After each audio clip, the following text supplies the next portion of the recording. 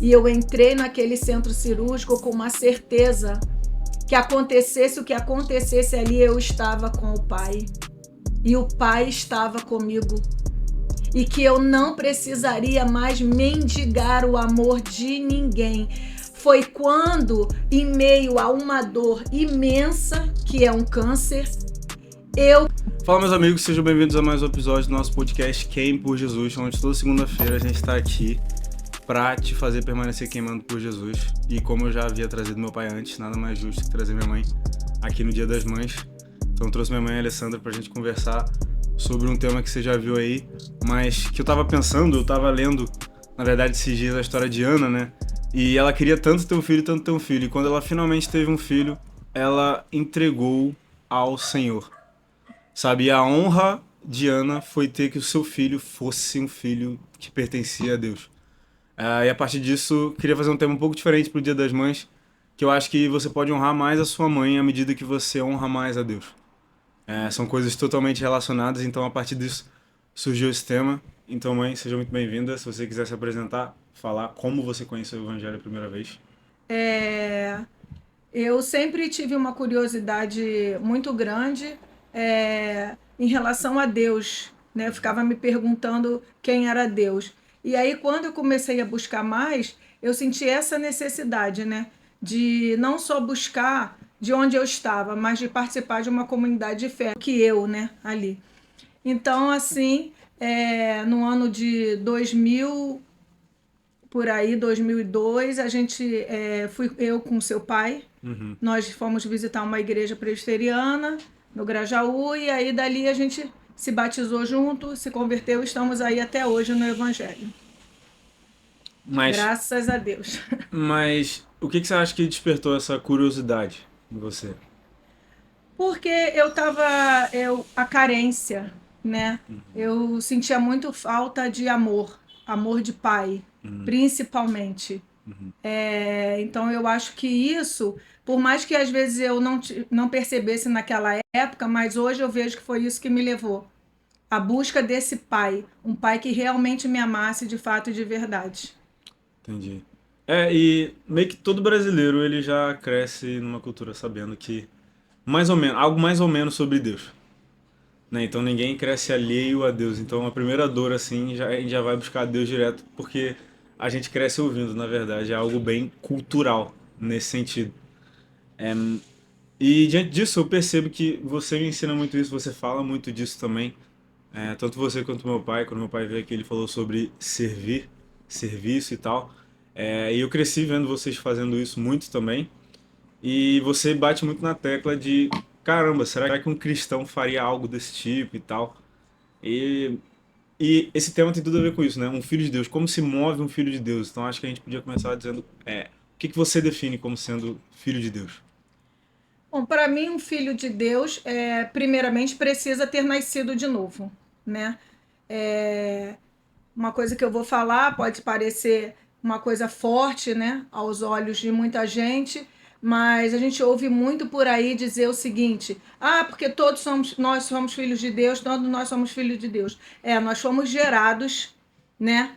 Mas para se tornar filho de fato e de verdade, co-herdeiro com Cristo Jesus, a gente precisa nascer de novo. E quando a gente nasce de novo, a gente tem que se manter nesse lugar, um relacionamento com o Pai. Então, um filho de Deus que se comporta como filho de Deus, ele precisa nascer de novo, ele precisa ter um relacionamento diário, buscar cada vez mais intimidade com o Pai e buscar se parecer com o Pai, em caráter, em amor, em obediência. Sim, acho que é um filho de Deus, eu acho que é justamente o que você falou, tem uma diferença muito grande entre criatura e filhos, né? Realmente tem essa frase muito forte aqui no Brasil também, que todos são filhos de Deus, todo mundo é filho de Deus e tal. Cara, nem todo mundo é filho de Deus, e a Bíblia ela é muito clara em relação a isso, né? Se eu não me engano é João que vai escrever lá na sua primeira carta que tem uma diferença entre o filho de Deus e o filho do diabo. E a diferença entre o filho de Deus e o filho do diabo é que o filho de Deus vai praticar a justiça e amar os seus irmãos. João ele é muito claro nessa divisão. Ele não faz muito rodeio, geralmente. Então ele fala, cara, você é filho de Deus se você faz tal coisa. Só que aí a gente pode cair num erro, que é fazer tal coisa sem o coração estar na tal coisa. Entendeu? Então, mas a coisa que ele manda fazer para você não ser um filho do diabo, ser filho de Deus, é amar o seu irmão. E isso não é possível você fazer só com uma mudança exterior. Então, eu acho que, cara, não sei se a palavra existe, Filiação. a filiação é. A filiação com Deus, ela começa, na verdade, você entendendo o quanto você é amado por Deus e você começando a ver Ele como Pai. E eu acho que, primeiramente, você reconhecer que Jesus é o Salvador. Então, através da salvação, você vai se tornar filho de Deus. Se você não entender isso, você vai continuar achando que é filho de Deus. Então, nós somos criaturas, todos nós somos criaturas de Deus, sem distinção. Todos nós fomos criados por Deus, a sua imagem e a semelhança. Mas para se tornar filho, você tem que ter intimidade com o Pai. Então, muitas vezes, a Bíblia diz, né, que nós fomos adotados, né, pelo Senhor. Nós fomos adotados por Deus para sermos juntos com Jesus, né? Cordeiros, né? O Jesus é o primogênito e Deus nos resgatou para nos colocar nessa posição de irmãos de Jesus. Como você vai ser irmão de alguém, você vai ser filho de alguém se você não tem um relacionamento? Então, a gente pode tomar aí como base, por exemplo, o que acontece quando um pai biológico, uma mãe biológica gera um filho e não quer aquele filho?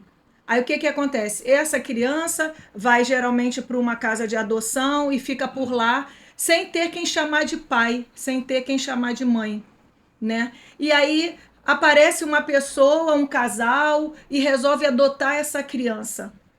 Por que essa criança que nunca viu aquelas pessoas, que não tem um vínculo de imediato, amoroso, de relacionamento com essas pessoas, depois de um tempo convivendo com eles, passa a chamá-los de pai e mãe? Porque teve relacionamento. Porque aceitou receber esse amor. Entendeu? Quando ele foi adotado, ele aceitou receber esse amor. Então, ele desenvolveu no dia a dia um relacionamento com esses pais adotivos. E esse relacionamento fez com que ele conseguisse chamar essas pessoas que ele antes não conhecia de pai e mãe.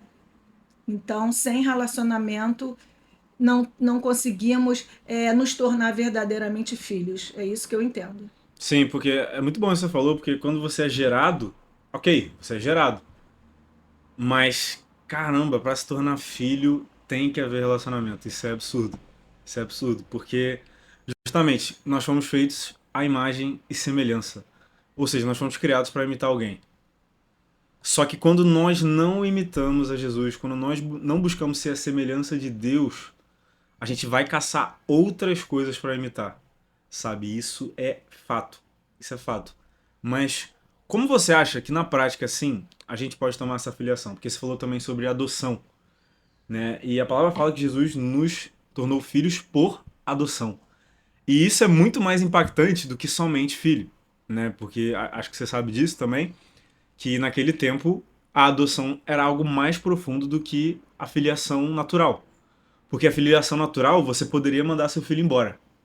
Mas quando você adotava alguém naquela cultura daquele tempo, você não podia se livrar daquela pessoa.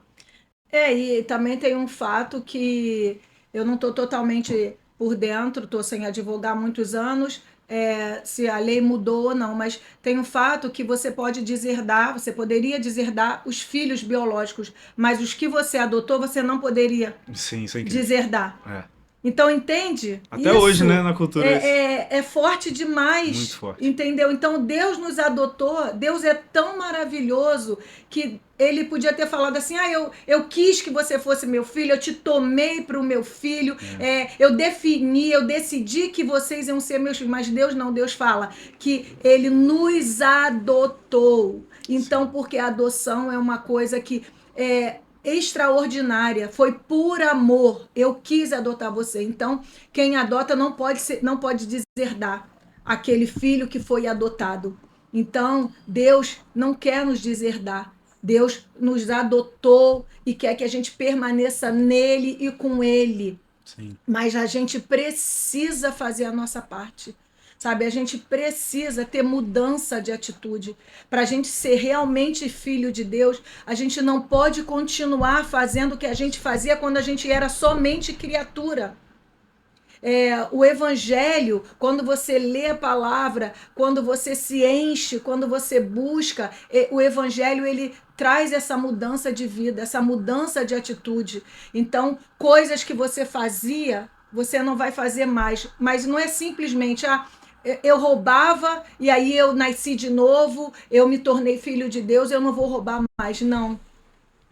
Eu roubava, eu me tornei filho de Deus, eu nasci de novo, eu não vou roubar mais, mas eu também vou agora dar aos pobres, dar aos necessitados, assim como o Zaqueu fez. Vou dar a quem precisa, vou ajudar. Por mais que às vezes a gente, mas eu não tenho nem para mim, não, a gente sempre tem como. A gente sempre tem o que oferecer. E às vezes não é nem dinheiro, né? E às vezes o que menos vale naquele momento é o dinheiro. Porque tem coisas muito mais preciosas que a gente pode ofertar. Então, um verdadeiro filho de Deus requer mudança de atitude, mudança de comportamento. Sim. E qual você acha que, por exemplo, porque assim, acredito que muita gente não se enxerga como filho, mas como servo. Né? E pode ter anos de igreja, você ainda se enxerga como escravo. Seja por culpa, seja talvez por uma visão distorcida sobre Deus. Eu até falo muito sobre isso, que a gente vai conseguir ter uma visão melhor sobre nós quando a gente tem uma visão melhor sobre Deus. Entende? Então, por exemplo, eu acho que a gente não consegue ter uma visão que nós somos filhos de Deus e tomar esse lugar, tomar posse desse lugar, porque nós não vemos Deus como Pai. Essa é uma coisa em mim muito forte, né? Porque por muitos anos, como eu falei, eu tenho mais aí de 20 anos na caminhada, né, no Evangelho, mas por muitos anos eu vivi um Evangelho daquele que as pessoas que me ensinaram também. Um Evangelho que a gente está na lei, o tempo todo na lei, do pode, não pode, isso não pode, isso não pode. Não me apresentaram logo de pronto esse Deus, esse Jesus que nos ama acima de qualquer coisa, que eu posso chamar de paizinho, de Abba Pai, de meu pai. Então, essa visão distorcida, né? Porque se a gente pregasse, se a gente falasse mais desse Jesus que ama incondicionalmente e que também, mesmo que a gente erre, continua nos amando, né? Eu acho que muitas outras pessoas já teriam sido alcançadas pelo Evangelho, né? Se a gente voltar para esse lado, né, humano, né? Porque Deus se fez homem para mostrar como o homem deveria ser. Então, para mostrar que a gente tem falha, que a gente tem sentimentos, que a gente tem emoções, mas acima de qualquer coisa, quando a gente nasce de novo, a gente tem o Espírito Santo de Deus e a gente tem esse Deus que é Pai. Então, sobre essa coisa da gente ver Deus o tempo todo como servo, eu não tive um pai biológico amoroso, presente, não tenho até hoje. Então, isso foi para mim um bloqueador. Eu tinha muita dificuldade de enxergar Deus como pai. Eu só via Deus como Senhor. Senhor, Senhor. Então eu ficava presa naquilo. Eu tenho que fazer isso, porque senão eu vou ser punida. Eu tenho que fazer isso para não ir para o inferno. Eu tenho que fazer isso para não ser castigada. Eu tenho que fazer isso para Deus me punir, não me punir, né? E porque era essa a realidade. Eu passei a minha vida toda tentando ser aceita, tentando receber um amor que o meu pai não conseguiu dar. E assim, eu não tenho raiva, eu não tenho mágoa, mas eu aprendi a me respeitar também. Então, eu aprendi, eu oro por ele, peço a Deus misericórdia, mas isso foi muito difícil. E quando que eu comecei a ver que eu tinha um pai eterno que me amava, que me amou tanto, que deu seu filho unigênito para que eu vivesse eternamente. Sim. Entendeu? Então, mas só quando eu comecei a estudar mais a palavra, quando eu comecei a buscar mais esse Deus. E também teve um pastor na minha vida, Eu vou até falar aqui o pastor Carlan, né, que você conhece bem, né? O pastor Carlan, quando eu cheguei lá na igreja, ele orava o tempo todo e ele falava assim: Paizinho, Sim, Paizinho verdade. amado, Paizinho querido. E até me emociono porque eu olhava para ele, eu não conseguia entender essa intimidade que Parecia que ele era outro tinha. Deus, né? Outro Deus. Parecia que era outro Deus, eu não tinha essa visão. E aí aquilo foi me despertando. E aí eu passei a orar dessa forma. No começo foi uma coisa muito mecanizada. Mas eu falava assim: eu vou fazer até isso ficar tão entranhado dentro de mim, tão entranhado, que eu vou entender que essa é a verdade, que eu tenho um paizinho no céu. Sim. Então eu comecei a orar muito dessa forma, sabe? Papaizinho, paizinho, paizinho querido. E aí as coisas foram acontecendo. Claro que não foi gradativo, é muito sofrimento, mas a gente é assim que a gente cresce, né? Mas eu acho que o ápice aí, a virada de chave, vamos dizer assim, foi quando eu descobri que eu tinha um tumor maligno, um câncer.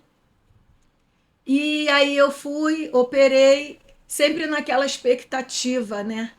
De agora eles vão me procurar, agora eu vou ser amada, agora porque eu tô com essa condição, porque eu tô com essa doença, com risco de morte, agora na minha cabeça ficava aquilo. Então acabou que até na doença eu me segurei, como se fosse uma muleta para mendigar um amor, sendo que eu já tinha um amor extraordinário, um Sim. amor sobrenatural. Sim. E aí eu não conseguia ver. E aí, depois que eu no dia da cirurgia, que eu fui me internar, e isso ainda vinha forte na minha cabeça, né? E Deus falou comigo claramente: eu sou o seu pai. Ainda que o seu pai e a sua mãe te abandone, eu não te abandonarei. Palavra de Deus. Eu não te abandonarei. Sim. E aí eu me agarrei com Deus naquele dia, porque eu sofri muito, porque o meu pai não me fez uma visita, meu pai terreno, né? Vamos dizer assim. Não me mandou uma mensagem, não quis saber se eu sobrevivia a um câncer ou não, como eu estava, por puro orgulho, por pura, sabe, não sei nem dizer o que, mas enfim. Só que aí eu falei: Deus, se tu és esse pai, sabe? Se você pode ocupar esse buraco que está no meu coração, revela-se a mim, me mostra, tira, eu preciso tirar essa dependência, sabe? Do amor de quem não quer me dar, quem não consegue me dar. Ele não conseguiu, entendeu? Não recrimino hoje, não, eu oro para que Deus transforme o coração, mas eu precisava me libertar disso.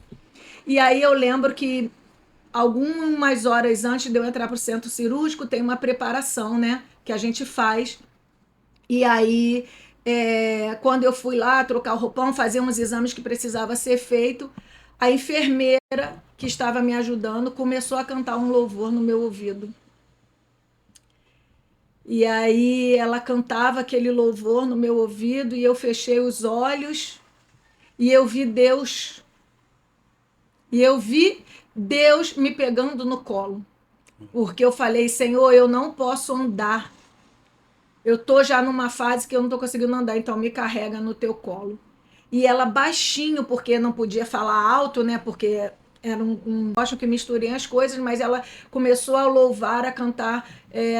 E eu entrei naquele centro cirúrgico com uma certeza que acontecesse o que acontecesse ali, eu estava com o Pai. E o Pai estava comigo. E que eu não precisaria mais mendigar o amor de ninguém. Foi quando, em meio a uma dor imensa, que é um câncer, eu consegui estar satisfeita em Cristo. Caramba. Amém. E aí foi para mim um divisor de águas, sabe? O véu se rasgou completamente. E aí você pensa assim: nossa, eu acho que eu nem era crente. Sim. Porque é um mundo novo dentro do Tu sente evangelho. que tu entendeu o evangelho só nessa etapa? Tipo, realmente caramba, o evangelho é isso. Você entendeu só nesse momento? Não, eu não digo que eu só entendi nesse momento, mas que eu amadureci no evangelho foi nesse momento Uhum. da doença mesmo do câncer, porque você fica, a gente sabe, né? A gente acaba achando assim, porque é uma doença com risco de morte, mas a gente corre risco de morte todo dia, a gente não sabe se amanhã vai estar vivo ou Exato. não. Só que a gente Exato. foca, o ser humano foca nisso. Aí tem uma doença que é para morte, não foca que qualquer dia pode ser o seu último dia, Cada né? minuto. Pô, esses dias a gente viu a notícia do avião batendo num prédio. Pois é. Você pode estar em casa e cair um avião na sua cabeça. Pois é, e Que é aí? Como é que você inimaginável. faz? Você nunca vai imaginar, né? Exato. Ai, morreu de quê? Morreu de um avião que entrou dentro É. de casa. Por isso que a palavra de Deus fala que Jesus ele nos libertou de tantas coisas, mas também fala que ele nos libertou do medo da morte, cara. Eu acho que É, isso é incrível. Isso é incrível, porque Jesus fala, né? Não temam aqueles que podem ferir o corpo. Se vocês deveriam temer alguém, vocês tinham que temer a mim. Quem vai cuidar de vocês depois de vocês morrerem sou eu. pois é. Quem vai resolver o que vai acontecer com vocês depois de vocês morrerem sou eu. Então era a mim que vocês deveriam temer e não aos homens. Só que, cara, quem é filho de Deus, então não tem que temer nada. Se o único que nós deveríamos temer é o nosso Pai, nos ama e nós temos convicção desse amor, caramba, pra que medo? É o que tá escrito: o perfeito amor lança fora todo medo. E é libertador. Quando você entende Absurdo, isso, é absurdo. libertador. Porque eu lembro que antes de eu descobrir o câncer, eu não conseguia ver reportagem que falasse de câncer. Eu falava pro seu pai, tira isso, Eu lembra? lembro, Você eu lembro, lembra? eu lembro. Tira Uhum. isso, tira É essas coisas. verdade. Eu não conseguia assistir, eu não queria ouvir falar nessa doença. É uma dor que tava querendo ou não É, ali já lá dentro. então, assim, então olha a diferença. Hoje em dia, eu ainda estou na fase de tratamento, né? Ainda não, os médicos não decretaram a remissão da doença, mas isso para mim não é um problema, né? Você tem acompanhado muitas vezes as idas ao médico, lembra no começo e lembra no final. Né, agora, nos últimos dias, quando a gente vai, né, que eu ficava nervosa, tensa, já passava mal um dia antes, sei que. Agora não, eu descanso em Deus. Eu coloco toda a minha ansiedade relacionada a isso em Deus. Eu não estou falando que seja fácil, Sim. que é uma coisa fácil ter um diagnóstico desse, que não sei. Não, mas com Jesus fica fácil. O fardo é leve com Jesus, porque ele nos ajuda, ele carrega pela gente. Entendeu? Então você começa a olhar por outra perspectiva. Ainda que eu morra, eu estarei com o meu Jesus. Eu estarei na glória, na vida eterna. A gente se prende muito só a esse mundo, só a essa vida. E a gente esquece que Jesus veio, morreu por nós para a gente tivesse vida e vida em abundância. E não é uma vida em abundância aqui que a gente acha que é ter um carro bom, um apartamento luxuoso, uma casa na praia, ter dinheiro para sair, para fazer o que quiser. Isso também não é ruim, é lícito também. Se você trabalha para ter esses bens materiais, isso é lícito. Mas essa vida em abundância só experimenta quem é filho de Deus, comprometido com o Senhor Jesus e que tem um relacionamento, que tem uma intimidade com Ele. Quando você tem essa intimidade, nada mais te abala. Sim. Porque é o que você conserva de mais precioso, na verdade, né? Quando você falava, eu pensava sobre Paulo, que foi um cara que sofreu tanto, né? Literalmente, ele foi esmagado por Deus desde o começo. A primeira profecia que ele recebe não é de bênçãos. A primeira profecia que ele recebe é: eu vou te mostrar o quanto é necessário que você sofra pelo meu nome. Enfim, todo mundo sabe o que acontece com ele. Sofre pra caramba. Mas o que você vê é um Paulo tão grato, né? Ele sempre fala: caramba, mas Deus foi misericordioso comigo. Deus, ele me deu muito além do que eu merecia e tal. Eu fico pensando: caramba, por que Paulo ele se comportava dessa forma se ele tá sempre sendo esmagado por Deus? Deve ter algo que Deus recompensa ele que supre todas as necessidades dele. Que é o que ele fala, na verdade, que é: Paulo, não vou tirar esse sofrimento de você não. Eu não vou tirar esse espinho na carne. Você se esqueceu? A minha graça já te basta. Então, apenas o conhecimento de Deus para Paulo já fez ele satisfazer. E foi um filho que foi constantemente esmagado por Deus para cumprir o seu propósito. e mesmo assim você não vai ver ele ingrato, nem vendo Deus apenas como Senhor. Ele via como Senhor, óbvio, óbvio. Ele Uhum. se considerava, sou Paulo, apóstolo de Cristo, mas servo de Deus. Mas você vai ver alguém que sabe exatamente a sua identidade em Cristo. Pois é porque, na verdade, não que Deus não seja Senhor. Quando eu falo Deus é Pai, Deus é amor, mas Deus é Senhor. A linguagem de amor de Jesus é a exortação. Então, Jesus não vai ser conivente, vamos dizer assim, com as coisas erradas, sabe? Ele vai corrigir. A palavra de Deus, ela corrige, ela tem, mas ela corrige em amor e por amor. Entendeu? Então, assim, essa coisa que Paulo fala do sofrimento me dá um paralelo com quem você é quando você nasce de novo, que lá em Romanos 8 está escrito assim, olha, Romanos 8,14, está escrito assim, pois todos os que são guiados pelo Espírito de Deus são filhos de Deus. Então aqui você vê claramente, todos os que são guiados pelo Espírito, só é guiado pelo Espírito de Deus quem nasceu de novo. Uhum. Então, quem é criatura não está sendo guiado pelo Espírito de Deus, só se você nasceu de novo. Só que quando você nasceu aqui, olha, porque, pelo que Paulo fala, você acabou de nascer, esse filho aqui tem um significado que a gente chama de teknon. Eu acho que é assim que fala, senão depois você edita aí. Uhum. Mas no grego, lá no grego, ele diz, no grego original, que essa palavra significa filhinho, criança, Sim. aquele maturo, aquele que acabou de nascer, Um neném, né? um neném. Então Uhum. é assim que a gente nasce, entendeu? Então, só que aí a gente é filho de Deus? É. Mas quando que a gente vai se tornar um filho de Deus com comportamento de filho de Deus, de fato e de verdade? Maduro, né? Que você quer dizer. Maduro, um Uhum. crente maduro, um Sim. cristão maduro, né? Quando a gente passa por esses sofrimentos. Então, a transição entre esse bebê, aí tem lá em Mateus, no Sermão do Monte, na parte que diz assim, o amor aos inimigos, aí diz, Mateus 5,44. Eu, porém, lhes digo: amem os seus inimigos e orem pelos que perseguem vocês, para demonstrarem que são filhos do Pai de vocês que está nos céus. Ou seja, você precisa amar o seu inimigo. Até porque foi isso que Deus fez com a gente.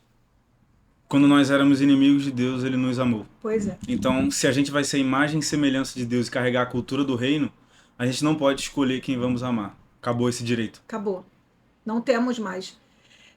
Esse amor não quer dizer que você. Eu hoje entendo assim, também foi uma coisa que eu sofri muito, mas eu entendo assim. Amor é Você diferente, vai, amor é diferente de de gostar. gosto. Isso. Você não vai precisar, de repente, conviver com uma pessoa que te feriu, que te bateu, que te fez mal, mas você pode amar em Cristo Jesus aquela pessoa, sabe? Quando lá, a gente vê lá a passagem do samaritano. De repente, você tá num local, aquela pessoa passou, tá precisando de uma ajuda, você vai olhar porque ela te feriu, não, eu não vou ajudar. Não, isso não é papel de filho. Isso não é papel de cristão maduro. Tem direitos que você perde quando você entra pro evangelho, e esse com certeza é um deles. E até essa frase que você falou, amar em Cristo, eu vejo muitas pessoas usando essa frase como se fosse diminuir o amor. Que é tipo assim, eu te amo, mas eu te amo em Cristo. Então, tipo assim, eu não te amo tanto assim. Eu sou entendeu? obrigada a te amar. Eu nem gosto de você, mas eu amo a sua vida. Agora tem amo a muito sua falando, vida. eu amo a sua vida em Cristo. Só que, cara, quando você fala eu te amo em Cristo, o que tu tá dizendo cara, eu morreria por você se fosse preciso. Isso, porque Cristo morreu por mim. Se fosse te aproximar de Deus, eu morreria por você. É isso que tá dizendo pra outra pessoa. Você está maximizando o amor ao máximo, entendeu? Isso é muito engraçado. Porque amor maior do que Cristo não teve. Exato. Inclusive, sobre isso, eu acho que um dos primeiros passos pra gente conseguir se tornar um filho de Deus amadurecido é olhando para o filho. Entendeu? Porque lá tem tudo, inclusive na personalidade. Lá em Gálatas, Paulo escreve os frutos do Espírito. Os frutos do Espírito são a personalidade de Jesus Cristo. Então, olhando pro Filho, nós nos tornamos parecidos com ele, porque aí nós nos tornamos também filhos de Deus. É o que a palavra fala. Ele veio como unigênito, mas depois ele se torna primogênito entre muitos irmãos. E através do Espírito Santo nós temos a capacidade de nos parecer mais com Jesus. Eu acho isso incrível. Só que você vê o quão importante a gente reconhecer Cristo como o Filho de Deus. Não um cara legal, um bom poeta, nem como um servo de Deus. É filho. Porque se você lembrar, quando Jesus ele tá lá com os discípulos e aí as pessoas começam a falar: Ah, você é Elias, você é fulano, você é ciclano. E aí Jesus vira para os discípulos e fala: Ah, alguns estão falando que eu sou Elias, outros falando que eu sou Moisés. E vocês, quem vocês dizem que eu sou? Vocês que me conhecem mais de perto, quem vocês dizem que eu sou? Com quem eu me pareço? E aí o que Pedro fala é: Ah, tu és o Cristo, o Filho do Deus vivo. E aí Jesus fala assim: Isso não poderia. Você não poderia ter dito isso se não fosse através do Espírito Santo. Pois é. Então reconhecer a filiação de Cristo acima de todos é superior a reconhecer ele como um bom mestre, como um bom poeta, é superior a tudo isso. Porque só pode ser feito através do Espírito. Então esse Espírito que Paulo fala em Romanos 8, que clama Abba Pai, é o mesmo Espírito que habita em Cristo Jesus, que clama Abba Pai. Quando Jesus estava na cruz, ele clama Pai. É esse Espírito que habita em nós agora. Eu acho isso muito lindo. Porque não é simplesmente, você nasceu de novo, então agora você ganhou um novo Espírito aí, e agora Deus te ama a partir de agora. Não, não. Você recebe um Espírito que está se satisfazendo com Deus. Deus está despejando todo esse amor nesse Espírito desde a eternidade. Que é o que Jesus fala: Deus me amou antes da fundação desse mundo. Então, o Espírito que está dentro de nós e nos dá testemunho que nós somos filhos de Deus, o Espírito está dentro de nós e nos diz que nós somos amados, não é qualquer Espírito. É um Espírito que está se satisfazendo plenamente em Deus desde sempre.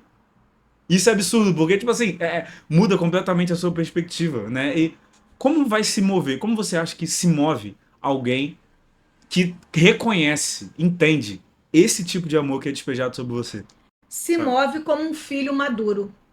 Se move cada dia mais querendo se parecer com esse Cristo. Olhando, leva uma vida olhando para Jesus, sendo imitador de Jesus.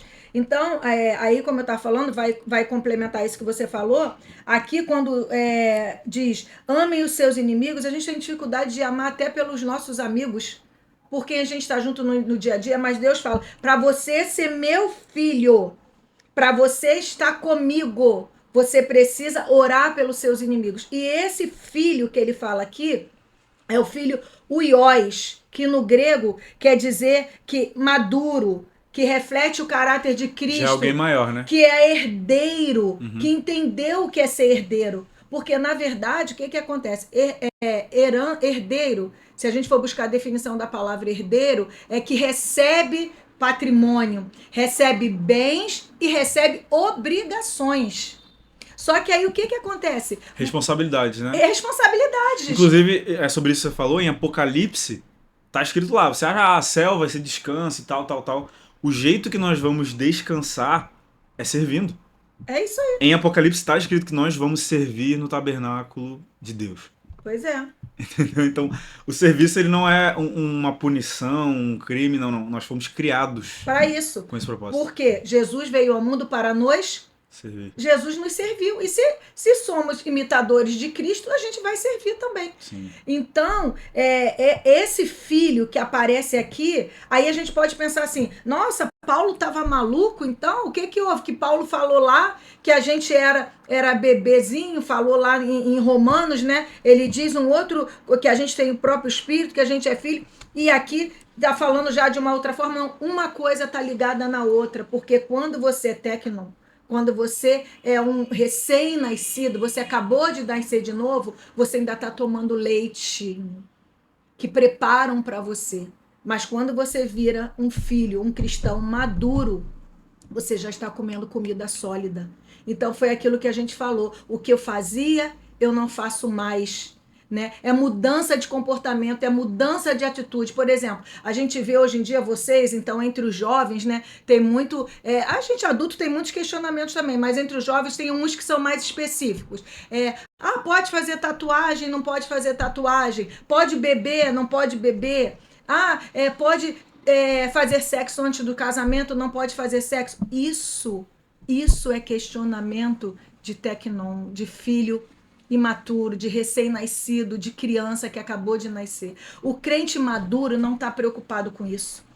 O crente maduro não está preocupado de ficar indagando se é certo e errado. O crente maduro está olhando para Cristo, olhando para Cristo. Então, exemplo, ele não vai questionar se eu tenho que dar 10% do dízimo, se está certo ou se está errado. Ele vai olhar para a comunidade dele de fé e vai dizer assim, o que a minha comunidade está precisando? Sabe, não vai ter mais esse questionamento. Ele vai querer fazer o que o pai diz que é para fazer, porque ele está plenamente satisfeito, porque ele tem uma intimidade, porque ele quer herdar o reino dos céus juntamente com o dono do reino dos céus. Sim, eu encaro isso. Eu gosto muito da história do filho pródigo, porque, caramba, imagina como é que foi o dia seguinte, né? Porque teve a festa lá quando ele voltou e tal. Enfim, o perdão que ele recebeu ali foi inacreditável. Eu imagino a felicidade dele quando ele viu, na verdade, é uma festa. Caramba, ele não vai ser tratado como servo, mas sim como ele vai voltar a ser tratado como filho, sem o pai precisar fazer isso. O pai estava no direito de tratar ele como escravo, então só mandar ele embora. Mas ele recebe ele como uma festa. Eu imagino o dia seguinte.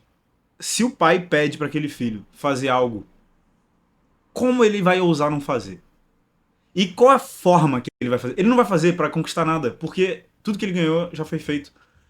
Mas ele vai fazer porque ele fala, cara, na verdade, ele meu pai me deu tudo que ganhou, ele perdeu tudo que ele já tinha recebido, toda a herança ele jogou fora de forma muito irresponsável, ele jogou fora. Só que Deus, no seu infinito amor, o que fez? O trouxe de volta, deu uma nova chance. Então é isso que Deus tem para aqueles que são criaturas, uma nova chance.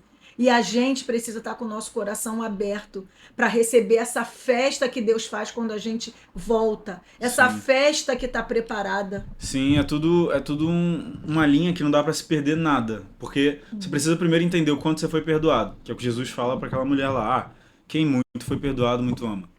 E não porque aquela mulher tinha mais pecado que os outros, mas é porque ela entendia. Ela é a única que tinha os olhos abertos pro quanto ela era pecadora. Talvez porque todos ali falavam que ela era pecadora e ela aceitou isso. Ok. Mas nós precisamos que ter uma autoavaliação e entender, caramba, eu também sou muito pecador. E entendendo a dimensão do nosso pecado, porque aí a gente entende o tamanho do nosso perdão. E quando a gente faz essa associação, a gente entende, nesse meio tá o amor de Deus, que é infinito. Então, quanto mais nós entendemos o nosso perdão, mais a gente vai entendendo o amor de Deus e a gente vai vendo o quanto a gente foi perdoado. E é o que Jesus fala, quem muito foi perdoado, muito ama.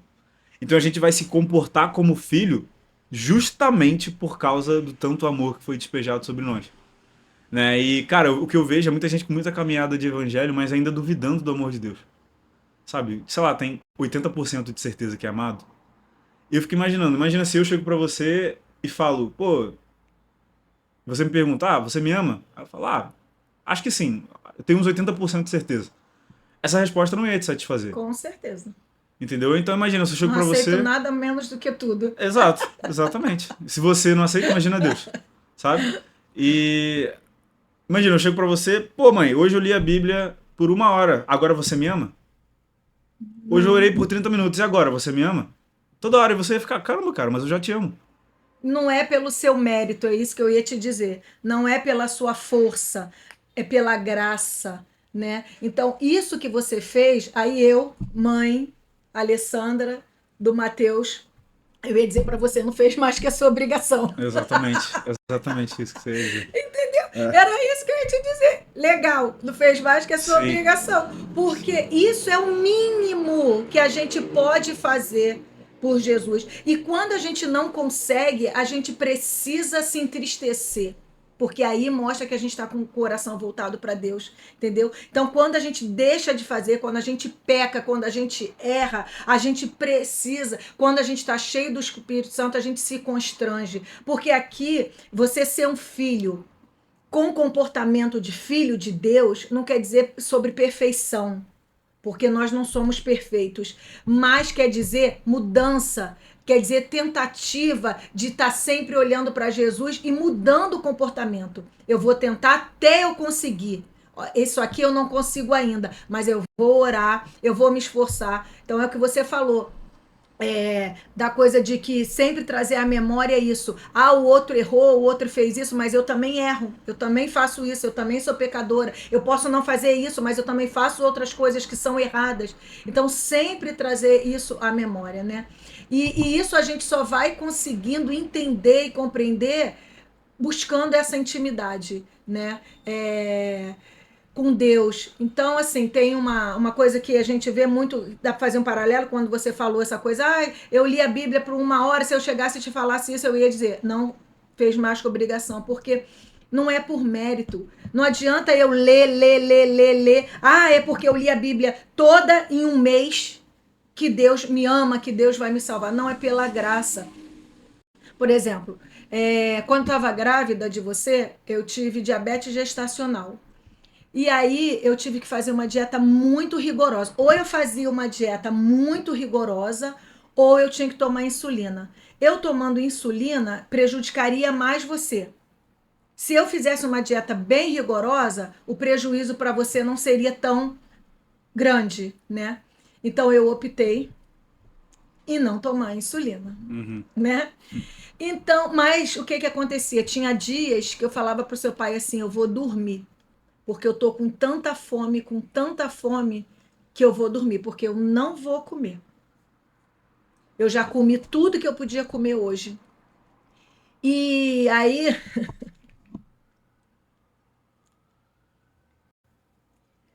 e além disso, eu tinha que pegar, a gente não tinha tantas tecnologias, né, há 20 anos como hoje.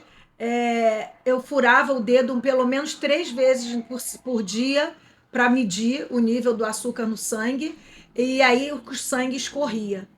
E nem é confortável você picar o dedo para se sangrar, né? E aí eu te pergunto. Não, e aí eu te pergunto, você fez algum esforço para lá dentro da minha barriga para nascer? Você teve algum mérito nessa parte? Você recebia o alimento que quem te dava? Você. Eu te dava, né? Você respirava o oxigênio que quem te dava? Seu. Eu. Se eu parasse de comer, se eu parasse de me nutrir para nutrir você, o que ia acontecer? Morrer. Então não foi por você. Se a gente olhar, foi a mãe. A mãe te gerou. A mãe te manteve vivo.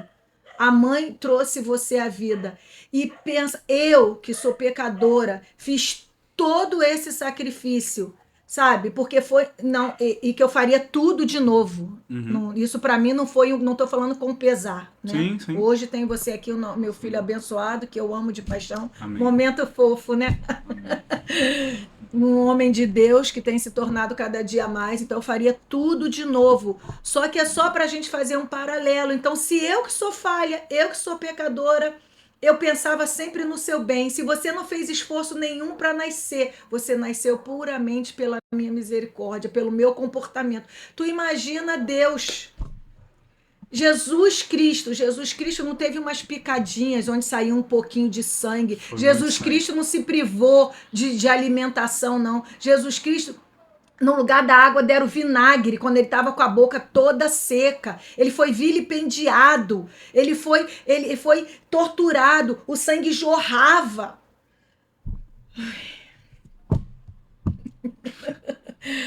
É forte demais. O sangue jorrava. Ele simplesmente, eu te dei uma parte de mim para você nascer e nascer saudável. Jesus deu a vida dele toda, morreu. Deus me deu o filho dele por mim e por você. Morreu, então ele deu tudo que ele tinha. Então, se a gente não olha para isso e não se quebranta... Não se comove, né? E não se comove. Então, a gente tem que parar. Sabe o que acontece? A gente quer o reino dos céus, como disse aqui, né? Não herdará o reino dos céus. A gente quer herdar o reino dos céus como filho, como co-herdeiro. A gente quer herdar as bênçãos, a gente quer herdar de acordar de manhã, Senhor, guarda a minha família, guarda a minha casa, quem mora no Rio de Janeiro, né? Me livra do tiroteio, me livra dos assaltos, me livra disso. Isso a gente quer Jesus. Ah, me dá aquela casa que eu tanto sonho, né? Me dá a viagem dos sonhos. A gente quer esse Deus, o Jesus abençoador, mas a gente não anda querendo o Jesus Senhor. E até o Douglas Gonçalves fala muito isso, né? Ele fala que não faz sentido isso, porque o jeito que Jesus nos salva é sendo o nosso Senhor. Né? A gente costuma colocar o E ali, Jesus é Senhor e Salvador. Mas justamente através do seu senhorio, do seu governo, ele nos salva. Até porque reino dos céus, que você leu aí, é o jeito de Mateus dizer reino de Deus. E o reino de Deus é o governo de Deus, então é o lugar onde Deus governa. Então se você deseja ir para o céu, acho que muitas vezes a gente não tem uma concepção certa do que é o céu. O céu é todo lugar onde Deus governa. Tanto que o céu vai ser essa terra aqui. Só que por que aqui vai virar o céu? Porque vai se assentar no trono Deus. Jesus vai se assentar no trono e governará as nações. E Deus colocará todos os inimigos ao estrado dos seus pés. Entendeu? Então isso vai virar o céu, vai virar o governo de Deus. Então o jeito que Jesus nos salva é sendo o Senhor. Eu acho que a gente tem uma concepção errada do que é o céu. Né? Não sei se a galera acha que a gente vai pra lá fazer o seu hobby favorito, assistir o seu filme favorito. Não sei o que você pensa que você vai fazer no céu. Vai só andar pelas ruas de ouro. Às vezes eu nem entendo porque que as pessoas querem ir tanto pro céu, porque elas não sabem o que elas vão fazer lá. Mas a Bíblia ela é muito clara porque que a gente vai fazer lá. Adoração, conhecimento. Conhecimento de Deus que vai gerar adoração. Adoração que gera conhecimento. Conhecimento de Deus que vai gerar adoração. Por toda a eternidade. Aí você imagina a gente chega lá no céu e aí, quer dizer, se a gente não conhecer Jesus, não vai chegar, né? Mas vamos numa hipótese. A gente chega porque lá... Paulo escreve que Deus destruirá aqueles que não o conhecem. Mas aí vamos imaginar assim, numa hipótese. É igual assim, você tá chegando numa festa que você não foi convidado, você vai de penetra. Aí você chega lá e você não conhece, ninguém nem te levou, você foi literalmente de penetra. Você chega lá naquela festa, você vai ficar perdido. Totalmente perdido. Você não tem intimidade com ninguém. Você não se relacionou com ninguém. Vamos supor que você conseguisse. Jesus te deixou passar de penetra. Não era pra você estar lá. Não era. Você ia estar lá, você ia ficar, caramba, mano, não sou que nem essa galera. Tem alguma coisa errada. Essa galera tá muito. Tô parecendo uns anjinhos, não sou com essa galera. E é justamente o que Jesus fala, né? Ele fala, cara, vocês serão meus filhos. E assim como o mundo não me reconheceu. Na verdade, Jesus fala, vocês serão filhos de Deus. E assim como o mundo não me reconheceu, eles não te reconhecerão também. Nem sempre a sua vida cristã vai fazer sentido. Então, eu acho que essa é uma das características mais fortes de quem é realmente um filho de Deus, é diferente do mundo.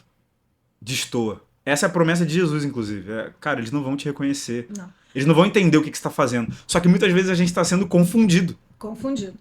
Como se tivesse infiltrado lá no meio do mundo e não gera diferença nenhuma. Na verdade, os valores estão tão distorcidos que é como a gente já anda na contramão do mundo, literalmente. Mas é como se o errado fôssemos nós. Porque, imagina, você ri das mesmas piadinhas, você faz as mesmas brincadeiras, fala do mesmo jeito, você se vinga da mesma forma. Que diferença você tem? É o que Jesus fala. Amar quem ama vocês, isso aí até os publicanos fazem. Eu quero ver vocês serem como eu. Pois é. Para você se tornar, para você, filho de Deus, verdadeiramente, de fato... Elenca aí, pra gente caminhar pro final. Elenca aí algumas características que você pensa mais marcantes num filho de Deus.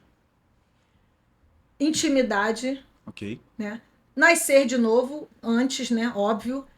Intimidade. Relacionamento diário com Jesus. E... se parecer com Jesus, ser parecido com Jesus. As pessoas precisam andar com você e ver que você tem alguma coisa de diferente. As pessoas precisam olhar, você precisa chegar num lugar e as pessoas precisam olhar, nossa, tem alguma coisa diferente, tem alguma coisa de diferente. Você precisa refletir esse caráter de Cristo. E às vezes isso parece, sei lá, talvez dê a impressão de parecer algo muito espiritual e tal, mas é tão simples quanto. Alguém fez uma piada de duplo sentido e você não riu. É isso aí. Pronto. Mas aí você vira o sem graça da turma. Eu sei que né? na hora isso não parece tão espiritual. Eu não tô falando que a pessoa tem que ser chata. Paulo literalmente escreve. Eu não lembro qual carta ele fala isso, mas eu tava conversando com um amigo outro dia, a gente viu lá. Cara, ele escreve assim, não sejam chatos, basicamente, falando com as minhas palavras, eles falam, não sejam chatos na conversa de vocês. Eu sempre falei isso pra você. Mas ele fala assim, coloca sal na conversa. Coloca sal. Porque nós somos sal da terra. E o que é o sal? O tempero é a palavra de Deus. É isso. Então no meio ali você vai jogando algumas coisas, fala, pô, eu não faço isso. Eu não ri disso, mano, mas porque isso e tal. E você vai explicando e você vai... eu sei que, pô, você tem que ser diferente. Às vezes parece muito espiritual, né? Como se você fosse carregar uma aura ali no lugar. Não, fosse transcender. Quando você chega, as pessoas, caramba... veio uma luz atrás, o assim. clima mudou. Não, cara, todo mundo fala palavrão aqui, mas ele não fala. Posicionamento e comportamento. Todo mundo fala palavrão aqui, mas ele não fala. Pois Por quê? Eu tenho um grupo de WhatsApp, que é de um colégio onde eu trabalhei, que são ex-professoras. Quando alguém esquece e fala qualquer coisinha que tem algum palavrão, olha, a Alessandra tá no grupo. O pessoal fala, olha, vamos tomar conta, não sei o quê. Então, eu vejo isso como um respeito, sabe? Porque a gente teve esse relacionamento, então a gente se conhece. Então, eu consigo conviver bem com quem também não é cristão, mas com mútuo respeito. A gente vai se respeitando. E isso você alcança, que eu digo mais uma vez, voltar: relacionamento, intimidade e obediência. E isso você vai amadurecendo. Você nasce como filhinho, como criança, e aí você vai passando por todas aquelas etapas, os sofrimentos da vida que Paulo fala. Então, para a gente terminar aqui, um exemplo claro, bem assim, básico, né, de história de mãe, que quando você tinha uns 4 anos, por aí, eu lembro que você, no dia que o mundo comemora a data do Cosme e Damião, que as pessoas distribuem doces na rua, eu sempre fazia o seguinte: eu comprava alguns doces e deixava na sua lancheira, para quando você chegar na escola, se você sentisse vontade de comer um doce, você ter. E eu sempre falava assim: filho, você não precisa comer o doce que ninguém te dê hoje. Não receba, não aceite, come o seu que você tem. Aí você sempre foi muito questionador, e aí você falava, mas por que eu não posso comer? E aí eu expliquei para você dentro de uma linguagem que você entendia, né? Entendesse naquela época, e eu resumi falando para você, falei, filho, nós somos de Jesus, nós somos amigos de Jesus, nós somos filhos de Jesus, e Jesus não vai se agradar com isso. Então, eu sempre disse também para você, não precisa ser mal educado, cada um é livre para acreditar no que quiser. Não seja desagradável. Você só fala assim, não, muito obrigada, eu tenho o meu. Muito obrigado, você agradece. Aí, automaticamente, você virou para mim e falou assim, ué, Jesus, então, que não deixa a gente comer esses doces? Eu vou ter que bater um papo com Jesus para ele me contar por que ele não deixa eu comer esse doce. E é o que ele mais quer.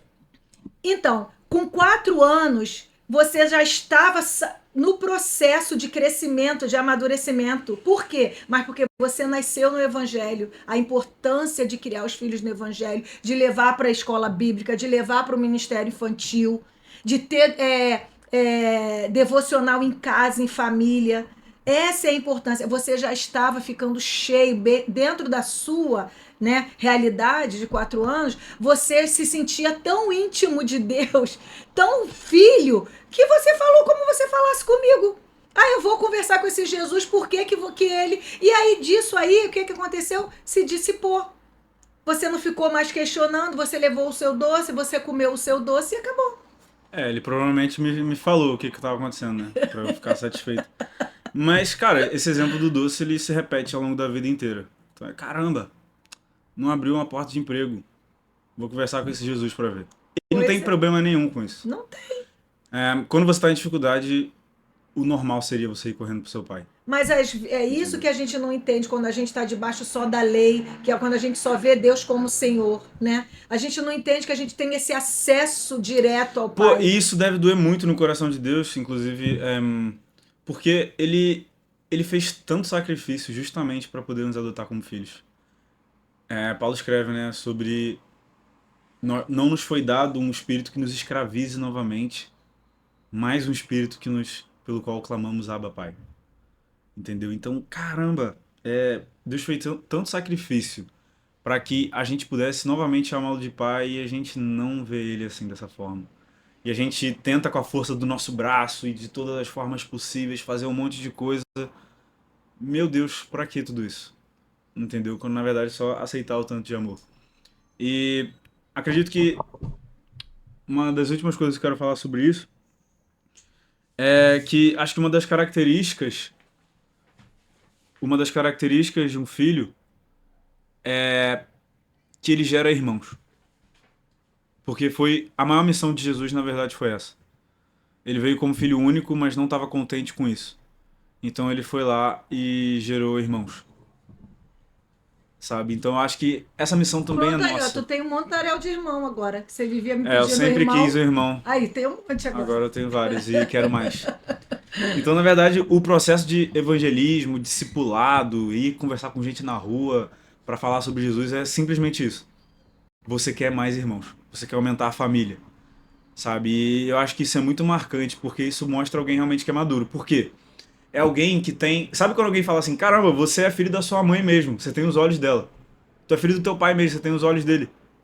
Quando que alguém vai virar pra nós e dizer, caramba, você é filho de Deus mesmo, você tem os olhos dele? Isso aí. Porque quando todos me enxergavam como, sei lá, como Jesus fez, todos enxergavam aquela mulher como uma prostituta. Mas Jesus fala, filha, filha, seus pecados estão perdoados. Todos enxergavam Mateus como coletor de impostos, mas ele fala, Mateus, vem pra cá, vem comigo, você vai ser meu discípulo. Quando era Levi, né? Então, todos...